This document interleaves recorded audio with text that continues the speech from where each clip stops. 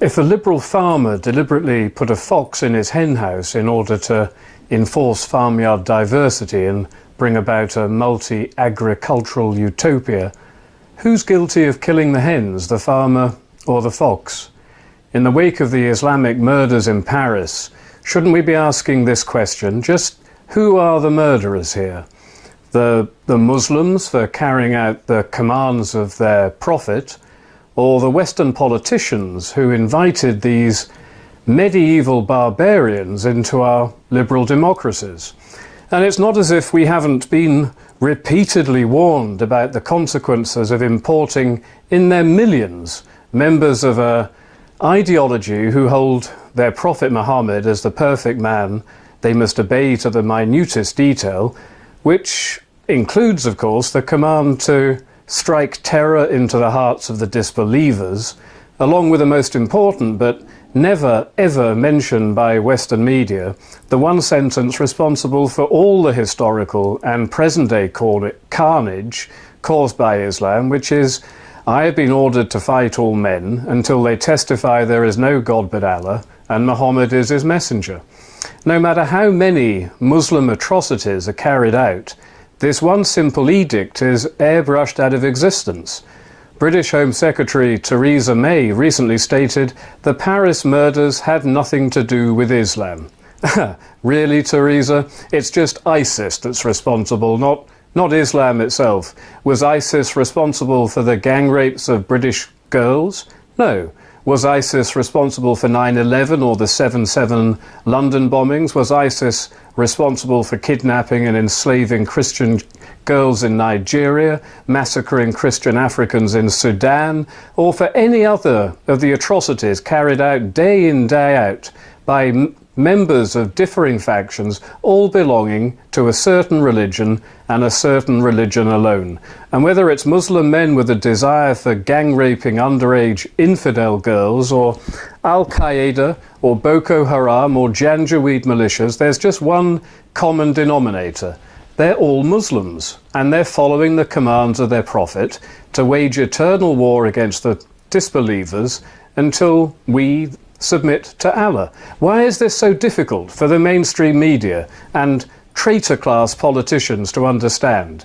One of the best explanations of insanity is believing in a delusion and repeating delusional actions in the hope events will turn out against all rational expectation. Why are we importing so-called refugees from Muslim lands, the vast majority of them males of military fighting age, when ISIS has already stated they will feed 5,000 jihadists into the West? And in Britain, we've already allowed 450 known jihadists back into our country from Syria. And then in Gothenburg, in Sweden, they hold the record for the highest percentage numbers of exported jihadists to Syria. And 2 of the 8, possibly 3, Paris jihadists turn out to be recent refugees. All this while the entire Middle East has been virtually cleansed of Christians. Why are we inviting into our Christian or post-Christian countries millions of young males who fanatically follow a supremacist ideology akin to Nazism, which labels all Europeans as infidels and which clearly states it's their duty to destroy us? Why do our politicians and media class want to turn Europe into a modern-day version of Hitler's Europe, where today we are the Jews and Islam represents the Nazi Party? And why do they continue to ignore reality and maintain Islam is peaceful, and it's those who refuse to recognize this lie are labeled as Nazis? It's insane. It is totally insane. It's a group insanity of unprecedented proportion, and it's our death knell. It means the violent end of Western civilization within a bare few decades. And enforcing this delusion, enforcing the idea that Islam is a religion of peace and we have a duty of care to strapping young male Muslim immigrants, is more than just delusional and insane. It's a betrayal of everything we stand for in the West. And it's our politicians who are responsible for this crime against humanity. They are complicit in the Paris murders, and they will be complicit in every future murder carried out by Muslims in the West. And believe me, there will be plenty more murders. In Britain, our security services have stopped at least 7 planned Islamic atrocities over the last 6 months alone. Yet still, we continue to import potential murderers from one of the most violent Western-hating countries on the planet. And when the inevitable happens, as it will, we will have our own version of Paris, and our politicians will be shocked, again, as will our media. But you've got to realise that you politicians have to realise you are just as guilty of murder as the farmer who allowed the fox into his hen house. And you need to start becoming aware of what's in store for you. You know, what the left would describe as right-wing parties are on the rise all across Europe. And this is an entirely predictable, natural and moral response to the apparent desire of the current political class to obliterate us as a people and a culture. These politicians should start to feel very frightened. They really should. They've committed treason and they have committed a crime against humanity.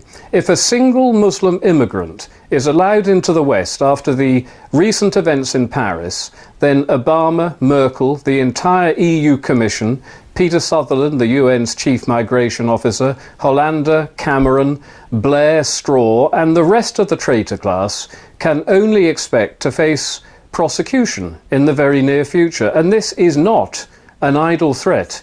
You will reap what you have sown, and you can see the future in the unstoppable rise of Marine Le Pen or Geert Wilders or the Sweden Democrats.